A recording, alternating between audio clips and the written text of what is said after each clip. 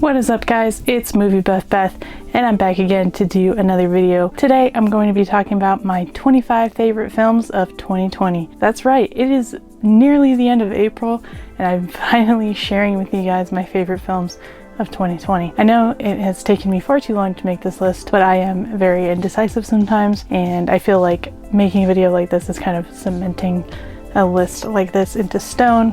However, I realize that that's pretty silly. Let's just talk movies, guys. Let's talk about our favorite films of 2020. These are not like the best films or the top films of 2020. These are my personal favorites, and I'd love to hear your guys' favorites in the comments below.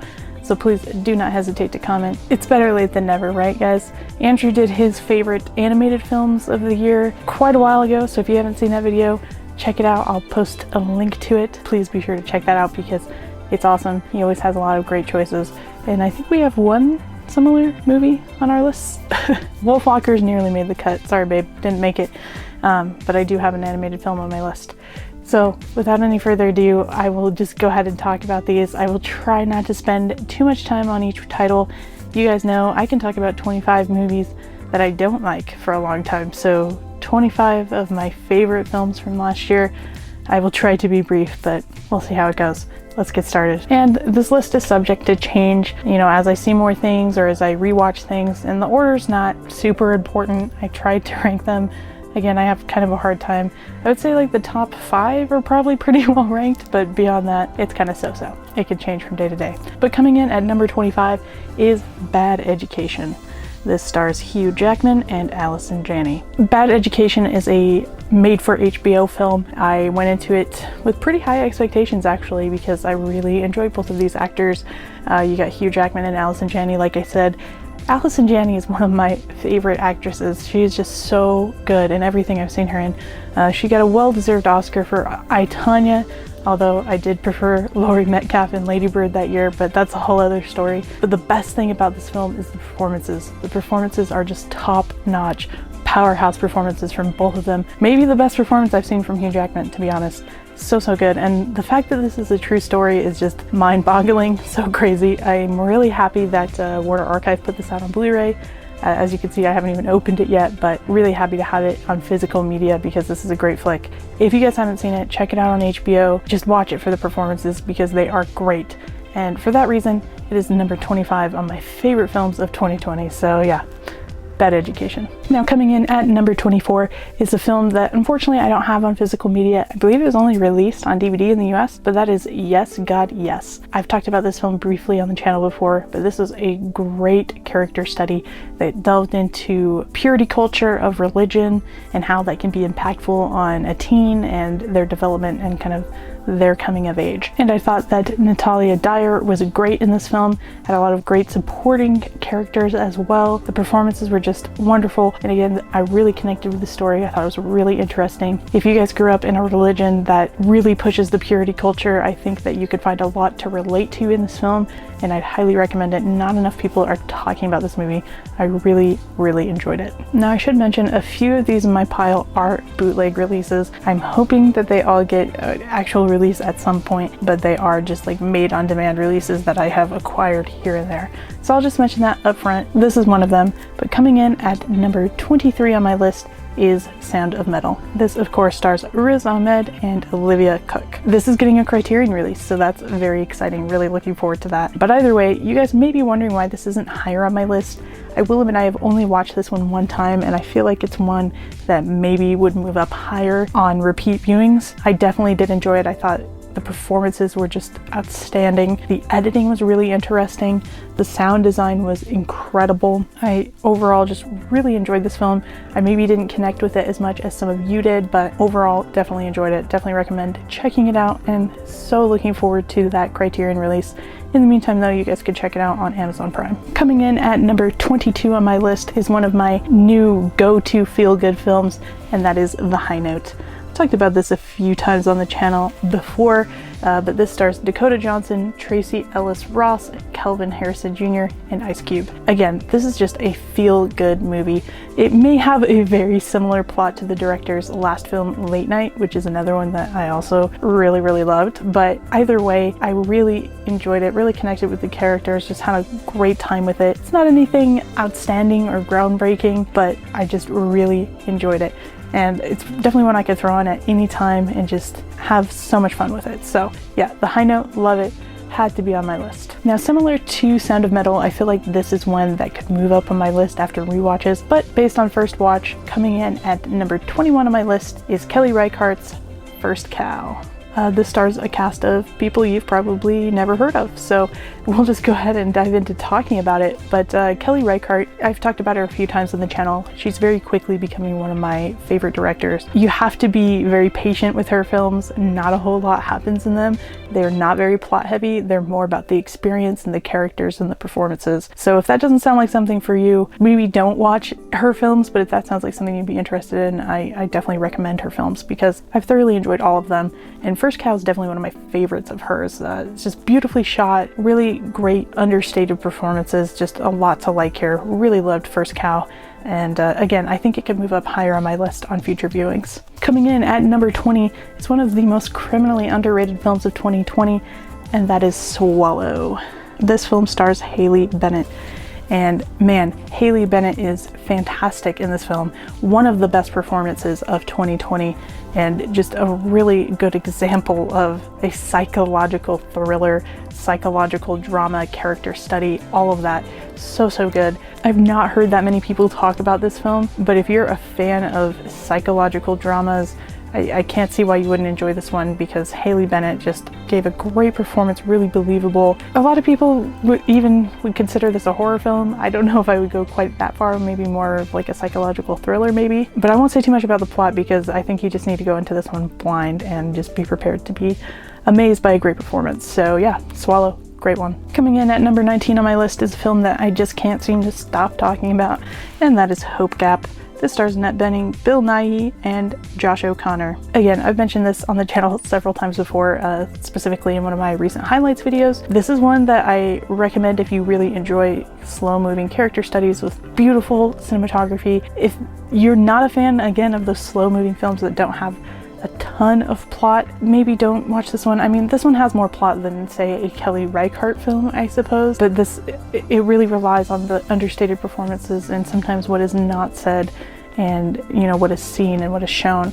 And I love films like that. I really connect with them. And I know that this film didn't get a lot of great reviews, but I just really connected with this one and really enjoyed it. Annette Bening is fantastic in this film. I mean, all the performances are good, but Annette Bening is just unbelievable. I really like her in this. If any of you guys have checked this out on my recommendation, please let me know what you thought of it. I know that it's not for everyone, but I really love Hope Gap. Coming in at number 18 on my list is my first animated film, and I think the only animated film on my list, and that is Pixar's Soul.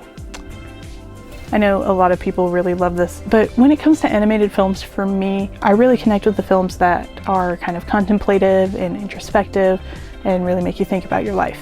And Soul is definitely all of those things. It kind of goes right along with like Inside Out, The Girl Who Leapt Through Time, Your Name, all films that I really love that delve into a little bit deeper subject matters. And even though this does kind of go into kind of a philosophical subject matter, I think that kids would still really enjoy this. I feel like everyone can find something in this film to enjoy. Definitely one of Pixar's best. I really enjoyed Soul. Just a great movie. Coming in at number 17 is a film that really surprised me, directed by Judd Apatow, and that is The King of Staten Island, starring Pete Davidson. Now, I know a lot of people don't like Pete Davidson. I've always really liked him. I think he's really funny. I think that you could enjoy this film even if you're not a big fan of him because he's just very good in this. A really raw and realistic performance from him, and it is semi-autobiographical for him, so that made it even more interesting. Yes, it's a Judd Apatow comedy, but it's very heartfelt and very well written, and again, Pete Davidson is great in this one. Coming in at number 16 on my list is a film that I actually was not entirely sure that I was going to put on my 2020 list, but after some contemplation I decided that this is really where it belongs, and that is The Father, starring Olivia Colman and Anthony Hopkins. This is another one of those films that just had wonderful performances, so good. Anthony Hopkins has always been one of my favorites. I love him as Hannibal Lecter. Silence of the Lambs is one of my all-time favorite films, but his performance in this film is pretty unforgettable, right up there with Hannibal Lecter, to be honest. He's just so good. I feel like it was a very realistic depiction of what it's like for someone to go through dementia and what that does to a person, not only the person experiencing it, but their loved ones and all of those around them. And the editing was fantastic. It really threw you into the character of Anthony and made you kind of suffer along with him. And yeah, it was just so well done. Really enjoyed The Father. Coming in at number 15 on my list is a horror film, and that is The Lodge. I know that this was a pretty divisive one, but I was definitely on the end that loved it. This came out pretty early in 2020. I actually saw it in the theater. What's that? What's the theater? I don't even know anymore. But this one is from the same directors that did Goodnight Mommy, which is another really well done psychological horror. And for that reason, I was really excited to check out The Lodge. And yeah, it's really, really good. Riley Keough, I think that's how you say her name. So good in this film. Another one where the performances just really stand out, and I really appreciated kind of the unique plot devices that this film took. You didn't really know where it was going. Again, it's a divisive one. I know not everybody loved it, but I really did appreciate this film. One of my favorite recent horror films. I loved The Lodge. Coming in at number 14 on my list is actually a film I checked out on Netflix, and unfortunately I don't own on physical media, but that is Straight Up. I believe I've talked about this briefly on the channel before. It is a really well-written, fast-paced, witty film that has some of the best dialogue I think I've heard in years. Just so good. When I first started watching the film, I almost thought I had bumped like the little button that makes Netflix speed up to like 2 times speed, because that's how fast this dialogue goes.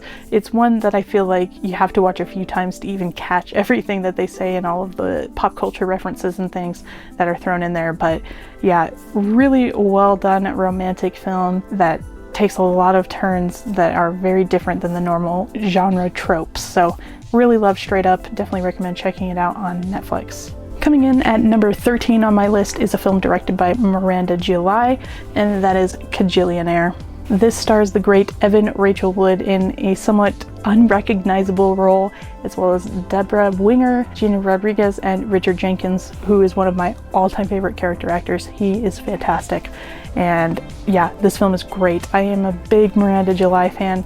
I've liked her from the start. I love all 3 of her films, and Kajillionaire, wonderful movie. It's not going to be for everyone. It's pretty quirky and weird, but it definitely was for me, because yeah, I loved this one, really connected with it. And again, Evan Rachel Wood, almost unrecognizable in this role, but she's so good.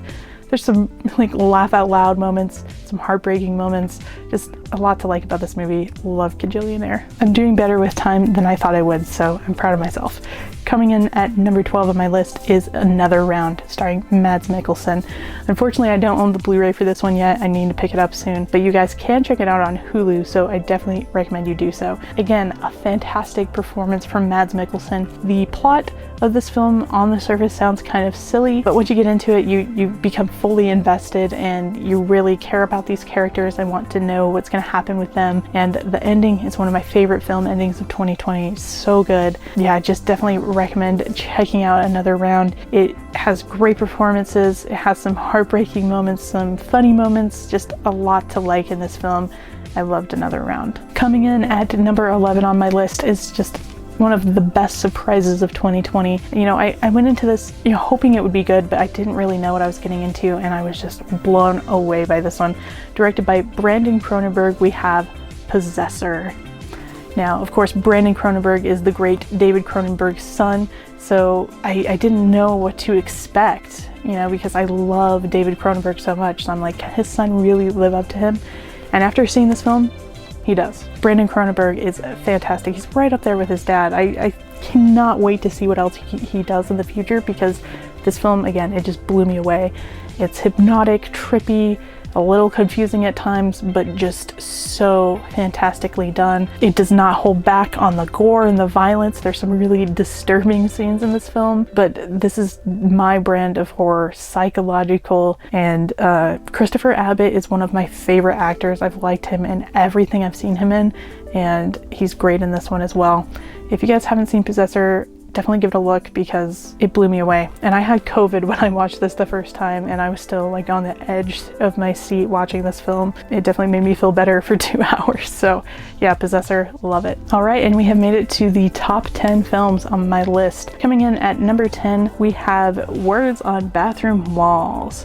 This was the first film I saw when I was able to return to the theater after COVID. So I was very excited to get back to the theater. And this film stars Charlie Plummer, Andy Garcia, Taylor Russell, and Anna Sophia Robb. Charlie Plummer, he's definitely an up-and-coming actor. He's been in several things now and he's so good in all of them, but I think this may be his like best individual performance. This film is about a kid that has schizophrenia and he decides to go off his medication, and it's just kind of his experience and coming of age, and also kind of a romance storyline between him and Taylor Russell's character.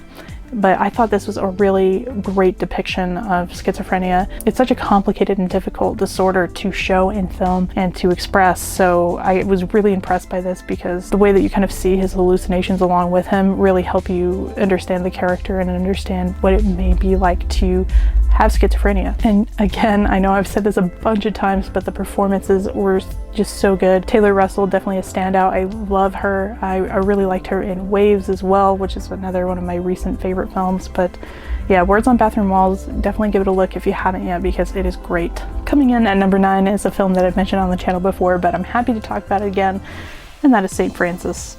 I still have to thank my friend Diva Kimmy for turning me on to this one because this one blew me away. I don't think I would have even heard of this film if it weren't for her, so thank you so much.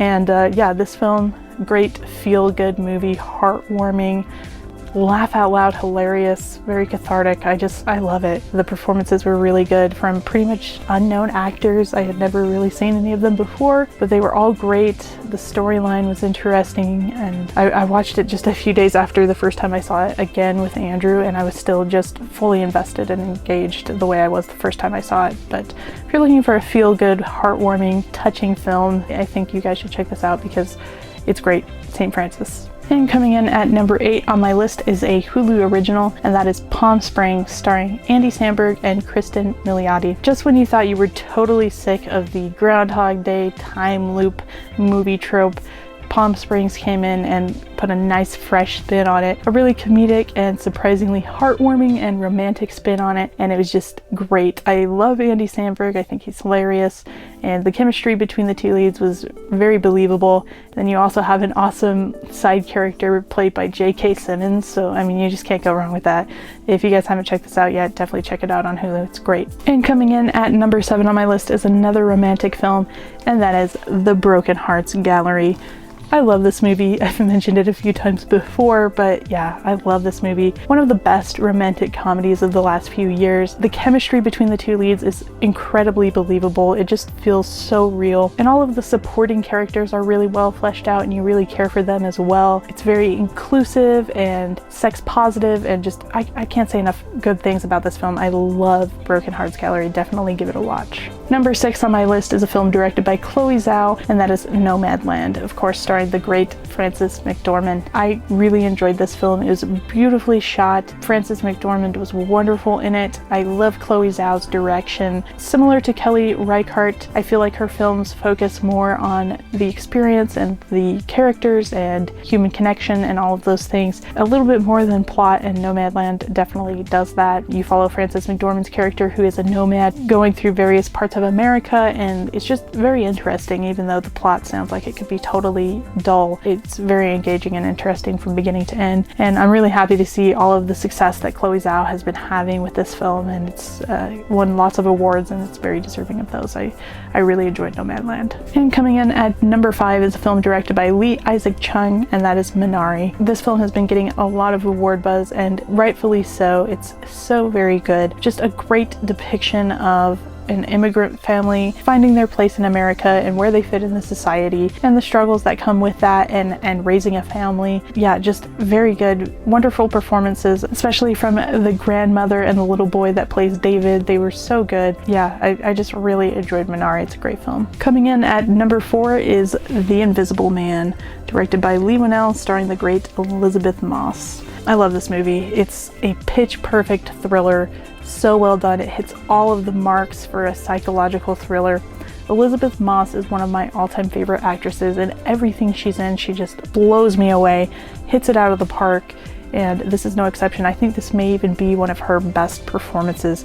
And this film, again, is just the perfect example of tension and dread and just a wonderful, wonderful thriller. Gets even better on rewatch. Yeah, The Invisible Man, just a great thriller. And coming in at number 3 is Happiest Season, directed by Clea Duvall, starring an all-star cast. This may even be the best part of the film. You've got Kristen Stewart, Mackenzie Davis, Alison Brie, Aubrey Plaza, Daniel Levy, Victor Garber, and Mary Steenburgen. Oh my god, what a wonderful cast. And this film did not let me down at all.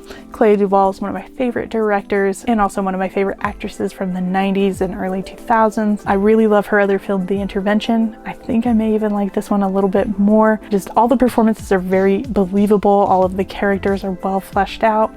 And I just love the storyline. I love films about the LGBTQ community, and I love seeing more of them just pop up everywhere. This is a Hulu original, so you can watch it on Hulu. Daniel Levy from Schitt's Creek. He's one of my favorite people on planet Earth. I don't know what to say about this movie other than it's just a great feel-good romantic comedy that has a lot of heart that I just really loved. Coming in at number 2 on my list, this was my number 1 film for several months, but got edged out at the last minute by my number 1. But it's a film I love nonetheless, and that is Spontaneous, starring Charlie Plummer and Catherine Langford. Spontaneous, another film with Charlie Plummer. It definitely was the year for him. Interestingly enough, this film I think was supposed to come out in like 2019 or something, maybe even 2018, and it got shelved for some reason. And honestly, I think it couldn't have come out at a better time. It's a teen film that mixes elements of horror and comedy, and it's great. If you don't know what it's about, when students in their high school begin inexplicably exploding, seniors Mara and Dylan struggle to survive in a world where each moment may be their last. It sounds like it could be really dumb, but trust me guys, it's so good. It's surprisingly heartfelt, has a lot of depth to it. It'll really make you think about your life and kind of inventory what's important to you, and it has a great message at the end. I love this film, and again, it was a very timely release because I feel like this is the kind of film that we needed to see in 2020.